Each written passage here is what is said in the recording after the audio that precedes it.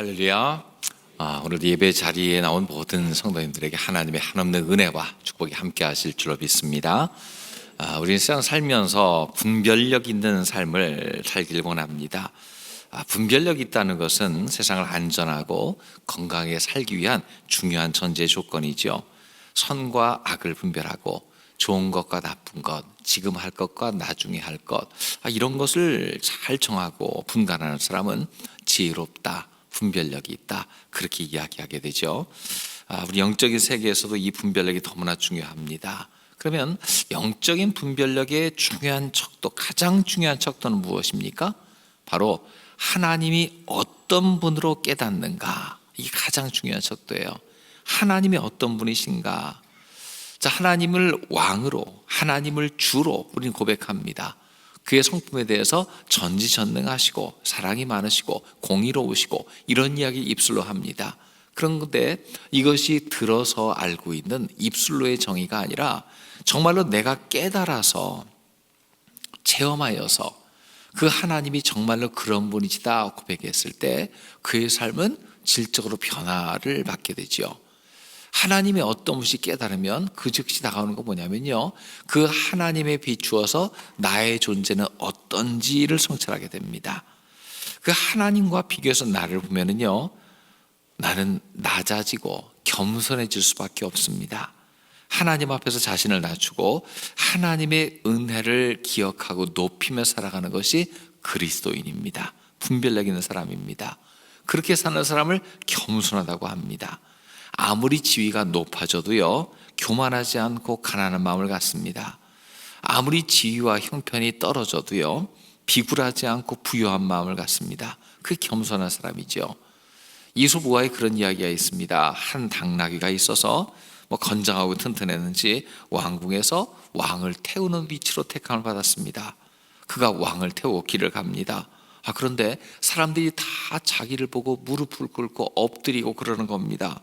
처음에는 의아했다가 나중에 지나면서 괜히 우쭐해졌습니다. 그래서 당나귀의 어깨가 펴지고 내가 뭔가 다른가 보다 해서 평소와는 달리 가다가 멈추고 즐기기도 하고 그러는 거예요. 그때 마부가 매를 한 대 때리면서 이야기합니다. 내가 잘나서 사람들이 엎드리는 줄 아느냐? 내가 왕을 모시고 다니기 때문에 그런 거다. 동일한 이야기죠. 우리의 삶도, 우리 그리스도인의 삶은 어떻습니까? 하나님을 왕으로 모시고 섬기고 사는 삶인 줄로 믿습니다. 그러면 이걸 깨닫고 살아갈 때 겸손하게 됩니다. 내가 대접받는 것도 하나님 때문에 대접받는 것이요, 내가 높임받는 것도 하나님 때문에 그렇고, 내가 존귀해지는 것도 하나님이 존귀하시기 때문에 그런 겁니다. 자, 이걸 깨닫고 살면 겸손하게 되는 것이고, 이걸 망각하면 교만하게 되는 겁니다. 영적 분별력이 상실되게 되는 겁니다. 자, 오늘 사울이라는 이스라엘의 왕이 있는데 그를 통해서 겸손과 교만의 경계 가운데 서서 어떻게 살아야 될지를 함께 나누어 보고자 합니다. 먼저 우리가 처음에 볼 수 있는 사울의 모습은요, 준수하고 겸손한 모습이었어요. 오늘 이 말씀 속에 나오는 그 사울은 처음부터 문제 있었던 사람이 아니었습니다. 오히려 한 나라의 왕으로 뽑히는 것이 합당하다고 인정할 만큼 괜찮은 사람이었어요. 실력과 자질과 능력을 두루 갖춘 사람이었습니다. 사람됨과 그릇도 모자라지 않았습니다. 매우 괜찮았어요. 사무엘상 9장 2절에 보면요, 처음 사무엘이 그를 봤을 때에 그의 모습을 이야기하고 있는데, 그 이름은 사울인데 준수한 소년이라, 이스라엘 자손들이 그보다 더 준수한 자가 없고 키는 모든 백성보다 어깨 위만큼 더 컸더라, 그렇게 표현합니다. 앞에 준수한 소년이라 하는 것은 총평일 겁니다. 이스라엘 자손들이 그보다 더 준수한 자가 없고 여러 가지로 연호로 훌륭했다는 거예요. 키도 훌쩍 큰 아주 장대한 사람이었습니다. 그의 내면과 외모 다 평가해 볼 때에 빠질 것이 없었습니다. 사무엘이 그를 보고서 뭐라고 얘기했냐면, 당신과 당신의 집은 온 이스라엘이 다 화목화 사모하는 집이 아닙니까? 칭찬했습니다. 그때 뭐라고 대답합니까? 9장 21절에 그의 대답이 나와요. 같이 읽어보겠습니다.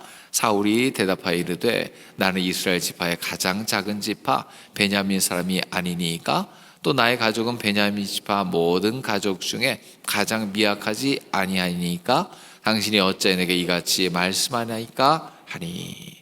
여기서 보면은요, 왕이 되기 전에 그는 겸손한 자세가 몸에 배었고 인품이 매우 훌륭해 보입니다. 자신을 낮춥니다. 사무엘은 그를 만나서 그의 겉모습과 그의 말뿐만 아니라 그의 사람 됨됨이를 더 파악하고자 합니다. 그랬을 때 그가 한 방법은 뭐냐면 면접시험을 치릅니다. 요즘 말로 말하면 면접시험인데요, 9장 25절에 보면요, 산당에서 예배를 드린 다음에 성읍에 들어가서 지붕에서 함께 담화했다 이렇게 나와 있습니다. 지금도 사람을 뽑을 때 이력서, 시험 성적만 가지고 뽑지는 않습니다. 그의 자기소개서도 읽어보고 여러 가지를 한 다음에 최종적으로 판단하기 위해 직접 만나봅니다. 만났을 때 느끼는 것이 다르지요. 대화할 때 그의 대답 속에서 정답만 말하는 것이 아니라 보이지 않는 비언어적 행동을 체크하고 그 사람의 사람 됨됨이를 꼼꼼히 입체적으로 볼 수 있는 기회는 잠깐이 아니라 긴 시간의 면접인데, 사무엘은 그를 면접해 봤어요. 지붕에서 오랫동안 밤늦게까지 담화를 했던 것 같습니다. 그 결과 면접도 통과했어요. 사무엘은 이스라엘 온 백성을 모아놓고 제비 뽑는 방식으로 왕을 택합니다. 그때 사울이 뽑혔습니다. 이미 하나님께서 선택하셨고 백성 모두 앞에서 제비 뽑아서 그가 왕이라는 것을 알려주었습니다. 그때 사울은 백성 앞에 나오지도 못하죠. 드러남이 두려워서 잠시 숨어 있을 정도로 겸손했습니다. 그가 왕으로 등극했을 때에 그를 인정하지 않는 자들은 뒤에서 수군거리면서 험담하고 악담합니다. 참 악한 자들이에요. 왜냐하면 모두에게 왕이 될 기회가 균등하게 주어졌을 때는 아무 말 하지 않다가 제비가 뽑혀서 줄여 들어가고 결국 한 사람이 되고 나자 그때서야 수군거리며 험담합니다. 10장 27절 3회상 말씀이 이렇게 나와 있어요. 어떤 불량배는 이르되 이 사람이 어떻게 우리를 구원하겠느냐, 멸시하며 예물을 바치지 아니하였으나 그는 잠잠하였더라. 자, 불량한 사람들이 있습니다. 그들이 여론을 주도하고요, 사람들을 호도합니다. 그런데 그 가운데서 사울은 잠잠합니다. 자, 왕으로서의 권력을 보여주마 하지 않습니다. 참 겸손하고 하나님을 경외하고 자신의 부족함을 인정할 줄도 아는 사람입니다. 자, 우리가 예수 믿고 은혜를 받고 나서 성품의 변화를 겪는데 그 변화 중에 가장 극적으로 돋보이는 변화는 바로 겸손해지는 겁니다. 예수 믿고 그 연조가 더해가면서 겸손의 성품이 더해질 때에 그것이 진짜 그리스도인입니다. 겸손함은 그리스도인 됨을 증명하는 보증과 같습니다. 자, 세상에서 말하는 의식적인 겸손과 성경적 겸손이 무엇이 다릅니까? 자, 세상에서 외식적으로 하는 의식적인 겸손은요, 유교적 겸손이에요. 그저 남 앞에서 자기를 낮추는 행동입니다. 드러내지 않고 자기 부족함을 숨기는 겁니다. 그래서 목적이 있어요. 다른 사람에게 잘 보이려는 목적이 있고 또 끝까지 자신을 몰라주면 분노하는 그런 것도 있습니다. 세상적 겸손이죠. 하지만 성경적 겸손은 어떻습니까? 하나님이 죄인 된 나를 구원해 주셔서 분명히 압니다. 나의 정체성은 용서받은 죄인입니다. 그런 시각 가지고 자신과 세상과 타인을 바라보니까 자기가 우쭐댈 수가 없고 다른 사람에 비해서 낮춰보게 되는 겁니다. 자신의 좋은 것은 하나님께서 온 것이고 연약함에도 불구하고 하나님이 나를 쓰시는 것을 압니다. 하나님의 은혜의식이 있습니다. 숨기는 것 없이 투명하게 자신을 내보낼 수 있습니다. 사도 바울이 자신을 어떻게 얘기했냐면 나는 죄인의 괴수입니다 이야기했는데 그것은 겸양이 아니라 실제로 마음속으로 진심으로 그렇게 여긴 겁니다. 나는 죄인의 괴수와 같은데 하나님이 나를 사용하셔서 쓰시지만 그래도 나의 본질은 아무것도 아닌 걸 내가 안다, 그렇게 이야기하고 있는 거죠. 사울은 겸손한 모습으로 하나님 앞에 인정받고 사람 앞에 드러났습니다. 그 초심만 제대로 지켰으면 대를 이어 이스라엘 왕으로서 뛰어난 인물로 쓰임받았을 겁니다. 잠언 15장 33절에 뭐라고 이야기합니까? 같이 읽어봅니다. 여호와를 경외하는 것은 지혜의 훈계라 겸손은 존귀의 길잡이니라. 하나님을 경외할 때 지혜가 오게 되고 겸손을 힘입을 때에 존귀의 길잡이라. 그 삶이 점점 더 존귀해질 줄로 믿으시기 바랍니다. 겸손하면 존귀해집니다. 낮췄는데 더해집니다. 낮아졌는데 하나님은 더 좋은 위치로 그를 이끌어 들이시는 겁니다. 나의 본 모습은 어떻습니까? 내세울 것 없는 죄인이 예수 십자가의 피로 구원받아 용서받아 거듭난 죄인이 되었습니다. 하나님 앞에 설 수 있고 천국 가는 하나님 백성이 되었습니다. 항상 내가 받은 은혜를 기억하며 낮은 자리에 서는 것을 당연히 여기고 기뻐하는 우리 모두가 되시기를 주의 이름으로 축원합니다. 자, 이렇게 준수하고 겸손했던 그 왕이 신분을 망각할 때 그의 삶이 급전직하로 떨어지게 됩니다. 점점 떨어지게 되죠. 12장에서 그토록 겸손하고 훌륭했던 사울이 왕된 지 2년째 13장 기록부터 문제가 등장해요. 무엇이 문제였습니까? 초심을 잃었어요. 아무것도 아닌 자기를 왕으로 세우신 하나님을 향한 초심을 잃었어요. 13장 3절에 보면요, 요나단이란 그의 아들이 블레셋의 수비대를 친 장면이 나옵니다. 전쟁이 시작된 거예요. 자, 블레셋이 군대를 일으키려고 하고 이스라엘도 나팔을 불어서 사람들을 모으기 시작합니다. 그러면 여기서 우리는 그런 생각을 해요. 왜 가만히 있는 블레셋을 요나단이 건드렸나 그렇게 생각하는데 그렇게 볼 것만 아닙니다. 나중에 보면은요, 블레셋은 이미 단단히 전쟁을 준비하고 기회가 있기만 기다리고 있었습니다. 호시탐탐 노리며 일촉즉발 가운데서 건수만 있으면 쳐들어가겠다, 그런 가운데 있었어요. 이스라엘도 대비를 해야 되면 나팔을 불어 사람을 부릅니다. 그런데 보면 그 생각이 예상외로 더 큰 일이었어요. 13장 5절에 보니까 블레셋 사람들이 나오는데 병거가 3만, 마병이 6천, 백성은 모래같이 많고 그들이 올라와서 진을 쳤습니다. 어마어마한 숫자였어요. 아니, 갑작스러운 전쟁이 벌어지면 사람들을 모으기가 쉽지 않았을 텐데 순식간에 병거와 기병과 어마어마한 사람이 왔습니다. 여러분, 전쟁을 좀 보면 알지만 그냥 사람만 불러 모은다고 전쟁이 되는 것이 아니죠. 미리 단단히 준비해서 몇 달이건 서로 농성할 만한 군량을 준비해 놓고 다 대비한 다음에야 전쟁이 가능한 거거든요. 그러니까 블레셋은 이미 전쟁을 준비하고 기회만 타길 바라보고 있었던 거예요. 그러면 이스라엘 백성 어떻습니까? 요나단은 용감하게 전쟁을 준비해서 시작을 했지만 이스라엘 백성 전체는요, 준비가 안 돼 있었습니다. 13장 6절 7절에 보면 그 형편을 그렇게 이야기하고 있거든요. 나팔 불어 나왔습니다. 전쟁하자고 왔습니다. 그런데 그들은 위급함을 보고 절박하여 굴과 수풀과 바위 틈과 은밀한 곳에 웅덩이에 숨으며, 또 일부 사람들은 요단을 건너 각과 길앗 땅으로 도망갔고 사울은 길갈에 아직 있었고 따르는 사람들은 떨고 있었습니다. 용기 있게 누군가 나팔을 불고 시작은 했지만, 그의 아들이 시작은 했지만 이스라엘 형편은요, 도무지 싸울 수 있는 형편이 아니었어요. 군기와 사기가 바닥을 치고 있고 싸울 필요도 없이 이미 진 것 같은 상태에 있었습니다. 풍전등화에 처집니다. 이스라엘 백성들이 왕을 원한 이유가 이런 모습 때문에 그랬죠. 그들은 뭐라고 했습니까?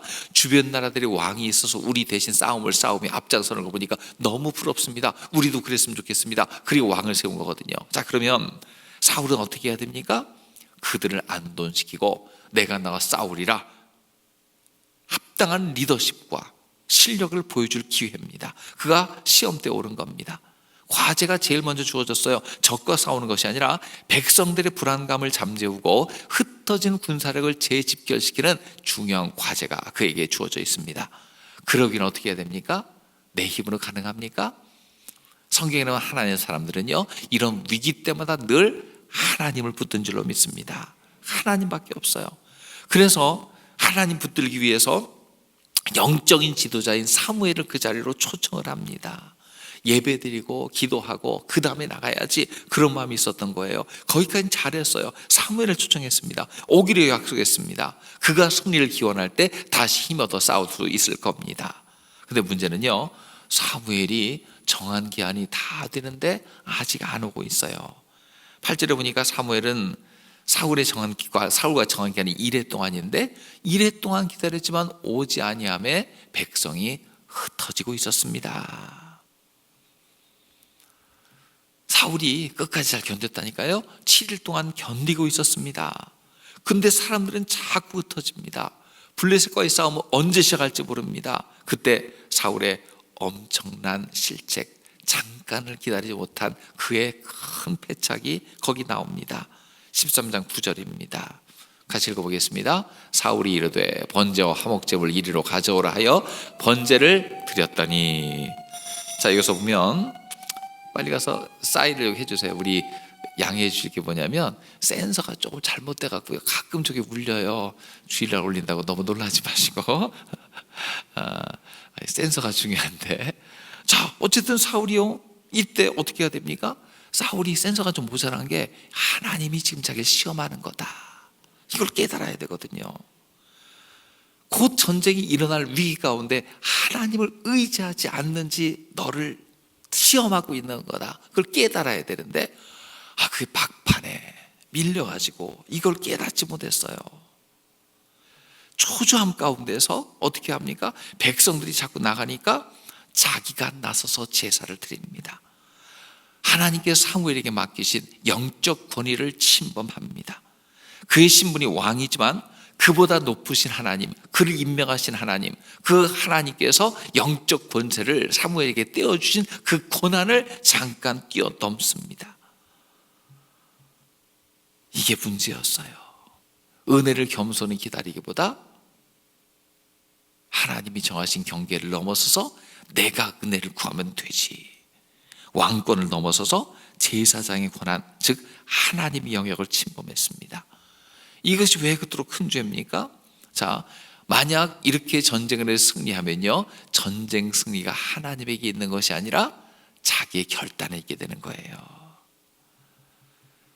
왕의 직분을 가졌지만 그 직분은 하나님께서 주신 것이고 하나님의 법이 있는데, 모든 백성이 보는 가운데서 하나님의 법도와 경계를 어겼을 때에 어떻게 됩니까? 백성들 자체가 다 방자하게 되는 거예요. 하나님께서 한 사람의 모든 권력을 주지 않습니다. 왕권, 제사장권, 선지자권은 나눠져 있었거든요. 서로 견제하며 도움을 받으며 합력하라고 하나님께서 일부러 나눠주신 겁니다. 그런데 자기에게 주어진 역량, 그 경계를 넘어선 것이 교만입니다. 하나님 주신 직분을 망각하고 넘어서며 백성들 앞에서 자기 체면과 자기 위상만 높이려 했을 때, 자기가 어떻게든 그 일을 하려고 했을 때 문제가 생겼습니다. 그는 하나님이 일하심을 바라야 됩니다. 자기가 일할 것이 아닙니다. 왜 7일이나 기다리겠습니까? 이유가 있지요. 자, 여리고성이 무너질 때에 이스라엘 백성에게 7일 동안 매일 한 바퀴씩 돌다가 마지막 날에 7바퀴 돌라고 했습니다. 변화가 없어도 매일매일 꾸준히 끝까지 7바퀴 다 돌고 나서 나팔부모 외칠 때에 여리고성은 무너진 줄로 믿습니다. 7일 동안 시험한 거예요. 말 없이 순종하는 시험.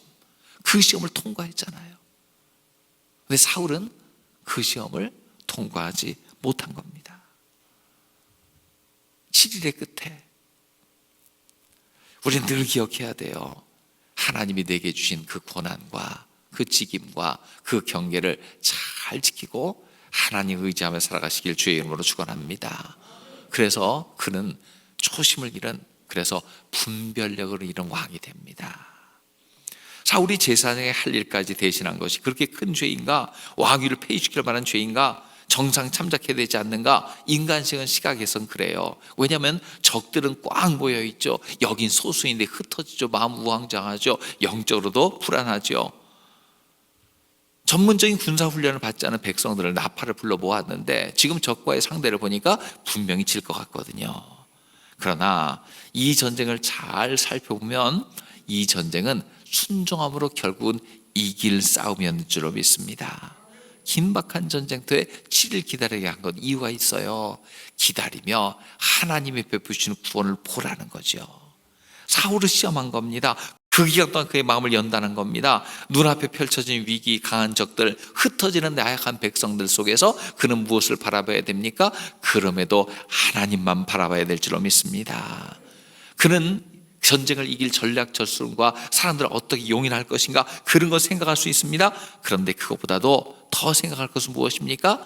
하나님이 어떻게 힘주셔서 싸우게 할 것인가, 그것을 바라봐야 됩니다. 지금 요나단이 갑자기 혈기로 벌인 그런 전쟁이 아닙니다. 하나님이 허락하신 전쟁이라면 어떻게 됩니까? 지금 이 땅의 형편이 아니라 하늘의 형편을 살펴야 될 줄로 믿습니다. 그가 처음 왕으로 인정받을 때 어땠습니까? 암몬 자손이 쳐들어왔다고 해서요, 길르앗 야베스에서 도와달라는 요청이 왔습니다. 그때 어떻게 했습니까? 하나님 앞에 하나님이 영을 힘입어서 쓰임받았었던 과거가 있습니다. 사무엘상 11장 6절을 보니까요, 사무엘이 그 말을 들을 때 하나님의 영에 크게 감동됨에 노가 크게 일어나서 전쟁을 시작하였었죠. 하나님의 영에 감동되어 싸울 때에 도무지 싸울 수 없다, 우리가 모두 노예가 되겠다, 눈 하나를 빼겠다, 그러고 있는 와중인데 그곳에 밤새도록 달려가서 그들을 구원했던 구원의 증거가 그에게도 있었거든요. 하나님의 영에 충만하니까 암몬의 강한 군대가 보이는 것이 아니라 하나님의 도우심은, 하나님의 도우심, 그 크신 하나님의 능력만 의지하고 싸워 이겼었습니다. 지금 7일 동안 사울은, 그때는 즉각 하나님이 역사하셨지만 지금은 7일 동안 기다리며 기도하며 하늘을 향해 눈을 들어야 되었습니다. 지금 할 일은 무엇입니까? 기도하는 일이에요. 하나님이 역사하시고 일하심을 기대하며 기도하며 하나님 앞에 나가야 됐습니다. 그런데 그것을 기다리지 못했을 때에 13장 13절 보면 어떤 일이 나옵니까? 같이 읽어봅니다. 사무엘이 사울에게 이르되 왕이 망령되이 행하였도다. 왕이 왕의 하나님 여호와께서 왕에게 내리신 명령을 지키지 아니하였도다. 그리하였더라면 여호와께서 이스라엘 위에 왕의 나라를 영원히 세우셨을 것이거늘. 왕이 망령되이 행했다. 그가 제사를 드리자마자 사무엘이 왔거든요. 마지막 콧대를 기다리지 못한 겁니다. 망령되이 행하였도다. 그는 땅만 보았습니다. 불안 속에 도망가는 군인들만 보였습니다. 아마 정탐꾼을 통해서 적들의 동향을 수집했을 텐데 어마어마한 군대가 있는 것을 봤습니다. 자, 그 사이에서 그게 고민해야 될 것은 무엇입니까? 이 전쟁은 내 힘으로 안 되는 전쟁인 것이 100% 분명하다. 그러면 하나님만 바라봐야 된다. 온전히 하나님을 의지해야 된다. 끝까지 주님만 바라봐야 된다. 생각해야 돼요. 자기의 노력이 아니라 하나님의 능력과 영광을 기대해야 됩니다. 이거는 100% 주님 뜻 아니면 안 된다. 주님의 도우심 아니면 안 된다. 7일 동안의 시험의 기간이구나. 시험을 잘 통과해야 되겠구나. 마음을 잡아야 되겠구나. 주님만 바라봐야 되겠구나. 흩어진 백성을 향해서 너희는 피하지 말고 하나님의 일하심을 바라봐라. 주님이 도우실 것이다. 이렇게 선포하며 나갔더라면 그의 미래는 어떻게 됩니까? 그의 왕국이 흔들리지 않고 대를 이어서 계속 되었을 줄로 믿습니다. 그것을 망각했을 때, 하나님께서 나를 임명하셨고 나는 청직이라는 사실을 망각했을 때 그는 흔들리는 겁니다. 우리도 마찬가지지요. 우리는 하나님께서 이 땅에서 주님께서 주신 사명을 이루라고 보내신 삶의 청직인 줄로 믿습니다. 각각의 삶이 다 다릅니다. 각각 영적 싸움을 싸우고 있습니다. 어떤 위기가 닥칠 때마다 하나님만 바라볼 것인가, 아니면 이 땅을 바라보며 탄식할 것인가, 그것이 달라집니다. 여러분, 그때 하나님 바라보기로 결단하시길 주의 이름으로 축원합니다. 상황의 논리, 세상의 상식과 원리, 이런 거에 사로잡히는 것이 아니라 하나님만 바라볼 때 나의 주 되신 하나님을 만날 줄로 믿습니다. 교회도 마찬가지죠. 교회도 어려움을 겪을수록 하나님만 바라봐야 될 줄로 믿습니다. 교회의 머리는 예수님이시요 하나님이 이 교회를 세우시고 다스리신다. 그것을 기억해야 교회가 교회답게 되는 줄로 믿습니다. 우리의 사업도 그렇습니다. 내가 한다, 내가 일으킨다, 내가 성과를 이뤘다, 아닙니다. 하나님이 도우신다. 나는 이 회사의 청직이요 대표일 뿐이지 하나님이 주인이시다. 이 의식이 분명해야 될 줄로 믿습니다. 영적 분별력이 바르게 작동되기 위한 중요한 기준이 그거예요. 하나님이 주인이신가, 내가 주인인가, 하나님이 주인이신가, 여기에 따라 달라집니다. 왜 어려움이 생깁니까? 이게 흔들리기 때문에 그래요. 가정이 흔들리는 원인도 하나님이 주인이시다. 이거를 망각하면 어려움이 닥쳐요. 늘 그렇습니다. 하나님 우리를 시험하시고 달아보시는데, 큰일을 맡기기 전에 나를 더 정결케 하시는데, 늘 기도하며 하나님께 인정받는 삶이 되시길 주의 이름으로 축원합니다. 겸손해져서 높은 자리라도 교만하지 않고, 낮은 자리라고 비굴하지 않고, 하나님만 바라볼 때에 겸손하게 되어서 예수님의 성품 닮아갈 줄로 믿습니다. 그래서 하나님의 존전 앞에 크게 쓰임받는 분별력 있는 삶을 살게 될 줄로 믿습니다. 지금도 계속되는 위기입니다. 어떤 위기가 어떻게 변화될지 아무도 예측하기 힘듭니다. 태풍이 다가오는데 그 진로가 어떻게 바뀔지 아무도 모릅니다. 정말 그렇습니다. 인플레 시대 가운데 우리의 경제 여건이 어떻게 크게 변화될지 아무도 모릅니다. 하지만 분명한 것, 이 땅을 바라보면 낙심이지만 하나님 바라보면 하나님은 위기의 시대에 기회를 베푸실 분인 줄로 믿습니다.